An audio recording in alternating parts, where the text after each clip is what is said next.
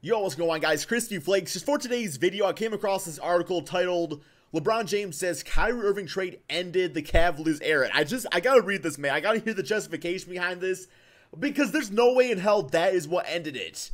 Guys, the reason Kyrie left is because he knew LeBron was going to leave. So if anything ended it, it was LeBron James' mindset or even the signals he gave off. So I don't know, man. Here we go. I'm gonna read this. It says, in their 3 years together with the Cleveland Cavaliers, LeBron James and Kyrie Irving led the team to 3 consecutive NBA Finals, defeating the Golden State Warriors to win the championship in 2016. I still remember it, man. I know there was like injuries and stuff that were going down, but during that Finals, but it was still so much fun to watch, man. Even after losing to Golden State in 2017, the Cavaliers looked destined to rule the Eastern Conference for many more years, with James still in his prime and Irving ready to eventually take over as the franchise face. But Irving shocked the basketball world when he requested a trade during the 2017 offseason, reportedly wanting to be the focal point in another offense rather than to stay on as LeBron's sidekick. Would you guys say that Kyrie is like the main guy on the Celtics? Because as great as Kyrie is, I feel like people are like kind of like leaning towards Jason Tatum. I mean, yeah, Kyrie's better right now, no doubt. But still, like, Jason Tatum just kind of took away some of the spotlight. Not all of it, but definitely sharing it a little bit with Kyrie Irving. Cleveland dealt Irving to the Boston Celtics exchange for Isaiah Thomas, Jay Crowder, Ante Zizic, and two draft picks. Over a year later, the Cavs are now the worst team in the NBA, which James is enjoying. While James is enjoying his young tenure with the Los Angeles Lakers, the times have changed. Guys, I think it's so funny that Larry Nance and Jordan Clarkson got traded from the Lakers to the Cavaliers, and they got to play with LeBron, and now literally LeBron goes to their team, and they're just stuck there in Cleveland. In an interview with Joe Vardon of The Athletic, James explained how the Irving trade ended an era in the land. Everyone knows that when Kyrie got traded, it was the beginning of the end for everything. It's not a secret, James said. You realize at that point in time, take nothing from Kobe because Kobe was, this is very, okay, he was just named at the time, but he was not the one running the team. That's why Griff was let go pretty much. Okay, that makes sense. Okay, indeed, it spelled the end of an era in Cleveland. The Cavaliers were robbed in the trade as Thomas Nagy and hip deal, yeah, blah, blah, blah, blah. Without Irving, James essentially carried the Cavs to the NBA Finals without himself in 2018. Yeah. Guys, can we just, like, go on to respect last season, the team that the Cavaliers had with LeBron James?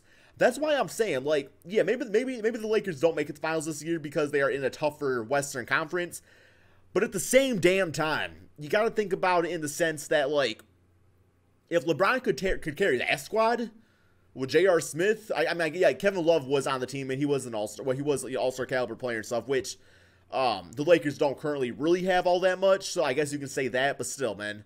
So it says, what does this mean? Kevin Love is the only piece left in Cleveland from the Big Three, having signed a 4-year, what a horrible contract. $120 million. The Cavs are still the NBA's worst team at 2-12, and they look like the early favorites to win the draft lottery in 2019. The Irving trade not only ended an era in Cleveland, but it's helped Boston grow even more into a championship contender. I mean, they would have been fine with Terry Rozier, for being honest there, man. If Irving decided to stay in Cleveland, it's safe to believe that James would have stayed here. See, I totally disagree on that. Guys, LeBron left Cleveland before, but he always had that promise that he was going to win the ring. So he came back, won a ring. Like, why stay on the Cleveland Cavaliers? Like, what was really the point if he already kind of brought them a championship ring? I mean, we know that LeBron James is a big market guy. Like, we know he's a businessman. He wants to expand his business. And those opportunities were not on the Cleveland Cavaliers. Because if it came down to winning, like, sure, he could have won with Kyrie and Kevin Love still on the Cleveland Cavaliers. I still don't think they would have got past the Warriors again. But if it came down to solely winning, he would have joined the Philadelphia 76ers. He would have joined a number of other teams out there, and not the Los Angeles Lakers, who were not guaranteed like all-star superstar pieces. I mean, this past free agent, man, they got LeBron James, and that was it. And I know everybody's saying, well, the next one, next time around, they're going to end up getting some guys. But I mean, like, Paul George, he stayed with OKC. I mean, the rumor is that guys of, like, all-star, superstar caliber don't want to play with LeBron because they don't want to be in that shadow, which is exactly what happened with Kyrie Irving. So, no, to answer the question, Kyrie was not the end of the Cavaliers era. It was definitely LeBron James' mindset in wanting to play for a big market team. We all knew it. I mean, Cavalier fans are going to admit against otherwise, but let's be honest, the man's left the franchise 2 times now in his career. So, give me your thoughts on this in the comment section below, and peace out, my friends.